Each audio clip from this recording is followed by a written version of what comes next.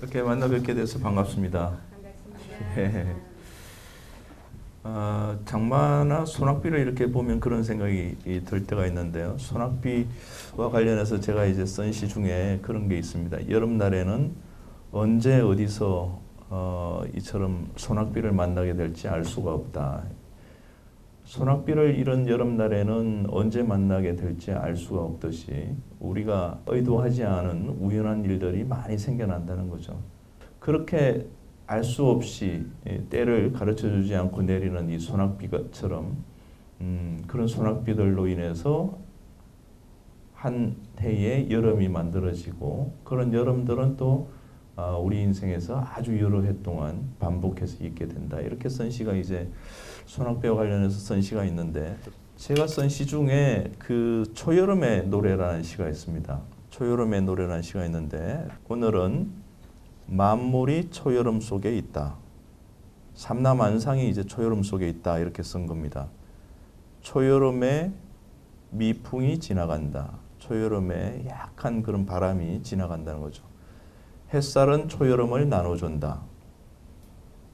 나는 셔츠 차림으로 미풍을 따라간다. 우리의 그 옷차림이 간소해지죠. 얇아지고 간소해지는데 나는 초여름에 셔츠 차림으로 약하게 불어가는 미풍을 따라간다. 이렇게 썼습니다. 미풍은 수양버들에게 가서 그녀를 웃게 한다. 잘 이렇게 떠올려 보세요. 미풍이 불어가서 수양버들에게 미풍이 불어갑니다. 그래서 미풍이 불어가서 수양버들을 웃게 한다는 거죠. 흔들리는 것이 수양버들이 천천히 위아래로 옆으로 움직이는 것이 마치 웃는 모습 같다는 거죠. 미풍은 풀밭의 염소에게 가서 그녀를 웃게 한다.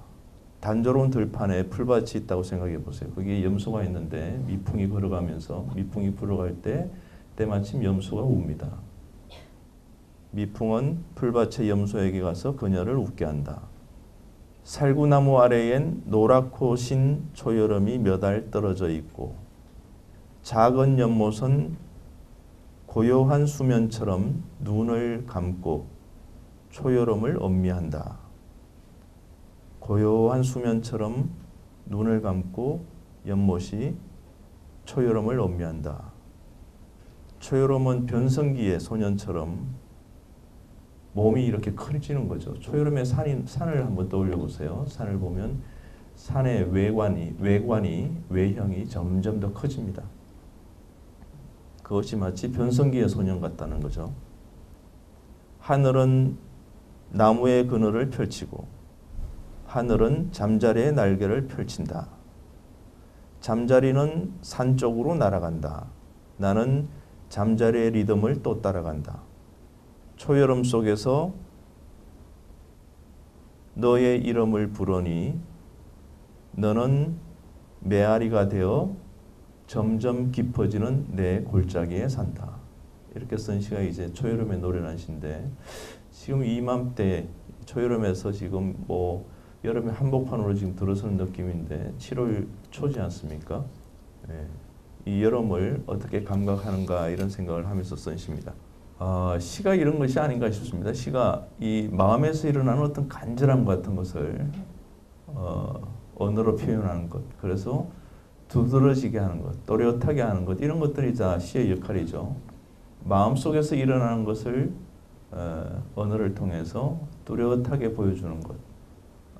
제 시는 다소는 그 자연에 대한 시를 노래하는 경우들이 굉장히 많습니다. 제가 아무래도 어렸을 때부터 고등학교 졸업할 때까지 이제 김천시라는 곳에서 살았었고 그곳에서 제가 시골 마을에서 자라면서 봤던 어떤 자연의 풍경 같은 경우는 저한테 지속적으로 어떤 시를 쓰게 하는 힘이 되는 것 같아요. 그 중에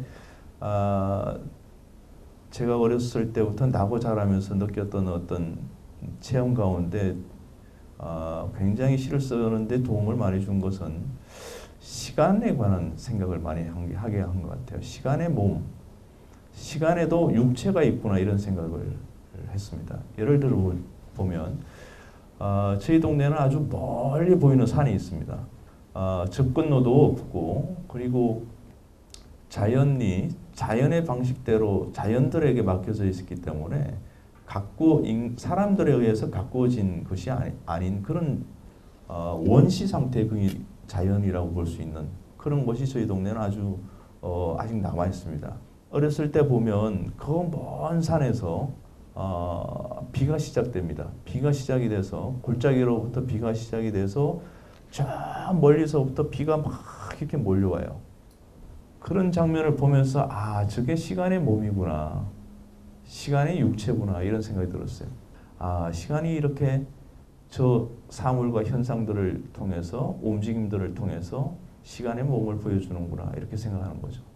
그런 것을 하나 느꼈고 또 하나는 저는 아주 작은 토끼를 기른 적이 있습니다. 그런 체험들이 아마도 제가 시를 쓰게 하는 어떤 한 생명의 사이클 같은 거죠. 이런 것들을 본 체험, 이것이 시를 쓰게 하지 않았나 이런 생각이 드는데 자, 그 다음에 제 시를 한번 보겠습니다. 제 졸시를 한번 보면 이 시간에 이 햇살은이라는 시입니다. 마른 산수국과 축축한 돌이끼에 햇살이 쏟아지네. 맷등과 무덤을 두른 산땀에 햇살이 쏟아지네.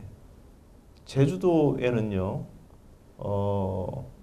무덤 주변에 돌로 대체로 사각지게 이렇게 돌을 쌓아서 무덤 주위를 이렇게 보호해주고 있습니다. 아마 그건 이제 산짐승이나 이렇게 접근을 막기 위한 것이라고 볼 수 있을 텐데 끔적끔적 슬쩍 감았다 뜨는 눈 위에 햇살이 쏟아지네. 나의 눈 위에 햇살이 쏟아진다는 거죠. 나의 움직이는 그림자와 걸음 소리에 햇살은 쏟아지네. 이 햇살이 쏟아지는 게 산수국, 도리끼, 맷등, 산땀 그리고 나의 눈 위 내가 걸어가면서 생기는 그림자, 움직이는 그림자 그리고 걸을 때마다 생겨나는 소리, 걸음소리, 내 발자국 소리 여기에도 햇살이 쏟아진다는 거죠. 서럽고 섭섭하고 기다란히 훌쭉한 그런 햇살은 쏟아지네. 외할머니의 흰 머리칼에 꽂은 은비녀 같은 햇살은 쏟아지네. 이 시간에 이 햇살은 쏟아지네. 찬 마룻바닥에 덩그러니 앉으니 따라와 바깥에 서 있네. 햇살이 모든 존재들에게 다 뿌려준다는 거죠. 햇살이 쏟아질 때 어디에는 쏟아지고 어딘가에는 또 쏟아지지 않고 이러지 않는다는 거죠. 햇살은 골고루 다 쏟아진다는 겁니다. 그렇게 쓴 시가 이 시간에 이 햇살은이라는 시입니다. 아침이라는 시를 보겠습니다. 새떼가 우르르 내려앉았다. 키가 작은 나무였다. 열매를 쪼고 똥을 누기도 했다. 새떼가 몇 발짝 떨어진 나무에게 옮겨가자 나무 상자로밖에 여겨지지 않던 나무가 누군가 들고 가는 양동이의 물처럼 한 번 또 한 번 출렁했다. 서 있던 나도 내 모서리가 한 번 출렁했다. 출렁출렁하는 한 양동이의 물 아직은 이 좋은 징조를 갖고 있다. 아침은 얼마나 좋습니까? 아침은 어떤 새로운 징조로 가득 차 있는 것 같아요. 우리가 아침에는 뭔가 좋은 징조로 가득 차 있고 어떤 가능성이 많이 열려 있고 선택할 수 있는 폭이 굉장히 열려 있다는 거죠. 어느 날 이렇게 보니까 새떼가 있고 나무가 하나 있는데 이 나무는 아주 견고하고 딱딱해 보이더라는 거죠. 사람으로 치면 아주 고지식한 사람처럼 보였다는 거예요. 여지가 없는 사람처럼 보였다는 거예요. 여지. 그래서 저 나무가 어떤 그 식탁이나 탁자처럼 느껴지고 나무 상자로 느껴졌는데 미동도 없고 흔들리지도 않고 그런데 새 여러 마리가 확 날아가 버리니까 그 서 있던 나무가 출렁하다는 거예요. 이게 바로 좋은 징조구나. 출렁출렁하는 한 양동이의 물 같다면 우리가 우리의 생각이 양동이의 물처럼 출렁출렁한다면 얼마나 좋겠냐는 거죠. 우리의 마음이 우리의 생각이 탁자나 나무 상자나 벽돌 단단한 벽 이런 것이 아니라 출렁출렁하는 물 같다면 흘러넘치기도 하고 경낭처럼 바다의 파랑처럼 그렇게 출렁출렁하면 얼마나 좋겠냐. 그게 바로 여지가 있다는 거 아니겠느냐 그런 생각입니다. 그래서 그것은 참 좋은 징조다. 그것이 아침의 징조가 아니겠냐 이런 생각이 들었습니다. 사귀게 된 도를 한번 볼까요? 이거 참 요상한 시인데 아직 시집으로 다음 시집으로 나올 시입니다. 시집에 지금 수록되어 있지 않는 시인데 돌을 놓고 본다. 초면인 돌을 사흘 글러 한번 같은 말을 낮게 반복해 돌 속에 넣어본다. 처음으로 오늘의 웃으시네. 소금 같은 쌀랑눈도 흩날리게 조금 돌 속에 넣어본다. 이렇게 쓴 시입니다. 산돌을 주워와서 물을 줘서 길렀다. 이 문장이 참 희한하죠. 산돌을 주워와서 산돌에다 물을 줬다는 거예요. 그 마음의 상태가 그렇게 어떤 무정물에게 자기의 어떤 그 감정을 줘서 그것이 무정한 상태로 있지 않도록 하려는 것. 그 돌이라는 게 어떻게 보면 선생님으로부터 관심을 얻지 못한 내가 관심을 얻지 못한 선생님의 마음 뭐 그런 것이 될 수도 있는 거 아니겠습니까? 이것은 굉장히 좀 이제 예민해진 상태에 있는 시다 이런 생각도 드는데 그 다음 시를 보죠. 알람시계라는 시를 한번 보겠습니다. 시골 제비는 처마에서 어울려 깨알처럼 제잘거리네. 오늘은 늦도록 보슬비 부리네. 자연은 아득하게 늘은 푸른 초지인 줄 알았더니 자연은 앙상해지네. 쇠락해지는 거죠. 바람조차 멎었으나 바람이 멎었는데 흰 귓바퀴 같은 안뜰에 핀 꽃보다 진 꽃이 많아지네. 흰 귓바퀴 같은 안뜰에 이제 꽃나무가 있는데 바람이 없었지만 흰 귓바퀴 우리의 이 흰 귓바퀴 같은 안뜰에 핀 꽃보다 진 꽃이 많아지네. 이게 어떤 변화 같은 거죠. 계절의 변화이기도 하고 시간의 변화이기도 하고 그런 겁니다. 알람시계 2도 보겠습니다. 이게 시간에 관한 얘기인데 11월 달에 수풀을 본다고 한번 생각해 보세요. 11월 달에 시들어가는 수풀에 갔네. 수풀은 11번째 달의 끝에 있네. 11번째 달이면 뭐 한 11월이 되겠죠? 11월 마지막. 나는 마지막 곡을 듣네. 수풀은 건자두 같네. 말린 자두 같다는 거죠. 볼륨이 낮아요라고 나는 말하네. 수풀한테 얘기하는 거죠. 수풀 당신은 볼륨이 낮군요. 볼륨이 낮아요. 이렇게 얘기하는 거죠. 눈 좀 더 떠봐요 라고 나는 말하네. 수풀에게 그런다는 거예요. 시간에 불을 켜지 마세요 라고 수풀은 말하네. 나에게 얘기한다는 수풀은 나에게 시간에 불을 켜지 마세요. 나는 알람시계를 주워들었네. 돌아온 새처럼 날개를 다 사용했군요. 밤의 가지 위에 앉으세요. 그래요. 여기에 함께 기다려요. 나는 알람시계에 전원을 꺼주었네. 지금 이곳에 있지 않았다면 어느 날 회사를 가는 차량에서 내가 지금 이곳에 꽉 막힌 도로에 있지 않았다면 어땠을까? 그런 생각이 들었어요. 만일에 내가 지금 이곳에 있지 않았다면 창백한 서류와 무뚝뚝한 물품이 빼곡한 도시의 캐비닛 속에 있지 않았다면 맑은 날의 가지에서 초록잎처럼 빛날 텐데 집 밖을 나서 논두렁길을 따라 이리로 저리로 갈 텐데 흙을 부드럽게 일고 모종을 할 텐데 천지에 작은 구멍을 얻어 한 철을 살도록 내 목숨도 옮겨 심을 텐데 민들레가 되었다가 박쇠가 되었다가 구름이 되었다가 비바람이 되었다가 나는 흙내처럼 평범할 텐데. 이렇게 쓴 시가 지금 이곳에 있지 않았다면 하십니다. 이 도시는 창백한 서류, 무뚝뚝한 물품, 이것이 빼곡하다. 마치 캐비닛 같다는 거예요.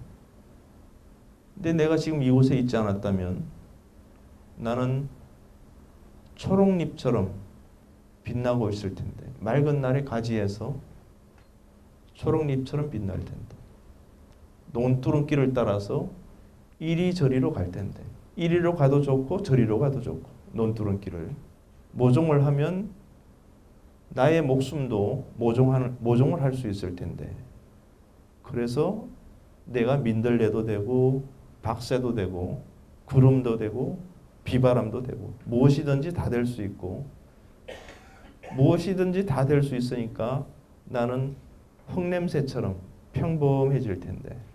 그렇게 쓴 시가 지금 이곳에 있지 않았다면 하십니다. 자, 마지막 시는요, 외할머니의 시 외는 소리라는 시. 지금 이 시들은 이제 다음 시집에 다 실릴 시들입니다. 아까 보신 알람시계 1, 알람시계 2, 지금 이곳에 있지 않았다면, 뭐 이런 시들은 우리들의 마지막 얼굴 다 이후에 쓴 시들입니다. 외할머니의 시 외는 소리, 이것도 이제 다음 시집에 실릴 시인데, 어느 날 제 어렸을 때 외할머니께서 저희 집에 오셔서 누나가 아마 서예 시간에 써온 시 한 편을 외우고 계셨는데 그 시 한 편을 읽고 계셨어요. 들었던 경험을 지금 이제 떠올리면서 쓴 시입니다. 외할머니의 시 외는 소리. 내 어릴 적 어느 날 외할머니의 시 외는 소리를 들었습니다. 어머니가 노랗게 익은 뭉툭한 노각을 따서 밭에서 막 돌아오셨을 때였습니다. 누나가 빨랫줄에 널어놓은 헐렁하고 지루하고 긴 여름을 걷어안고 있을 때였습니다. 외할머니는 가슴 속에서 맑고 푸르게 차오른 천수를 떠내셨습니다. 샘물입니다. 불어오는 바람을 등지고 곡식을 까부르듯이, 키로 곡식을 까부르듯이 시를 외셨습니다. 해마다 봄이면 외할머니의 밭에 자라오르던 보리순 같은 노래였습니다.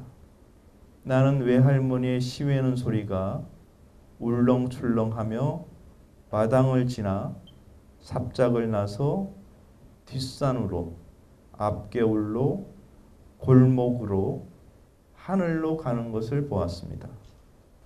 가만히 눈을 감고 생각해 보니 석류꽃이 피어 있었고 뻐꾸기가 울고 있었고 저녁 때의 햇빛이 부근에 있었습니다. 그런데 외할머니는 시를 절반쯤 외시곤 당신의 등 뒤에 낯선 누군가가 얄궂게 우뚝 서 있기라도 했을 때처럼 소스라치시며 남새스러워라 남새스러워라, 당신이 웬 시의 노래를 너른 치마에 주섬주섬 주워 담으시는 것이었습니다. 외할머니의 시 외는 소리를 몰래 들은 어머니와 누나와 석류꽃과 뻐꾸기와 햇빛과 내가 외할머니의 치마에 그만 함께 폭 쌓였습니다. 이렇게 쓴 시입니다. 이 시를 마지막으로 읽어드리면서 제 얘기를 마치도록 하겠습니다. 경청해 주셔서 고맙습니다.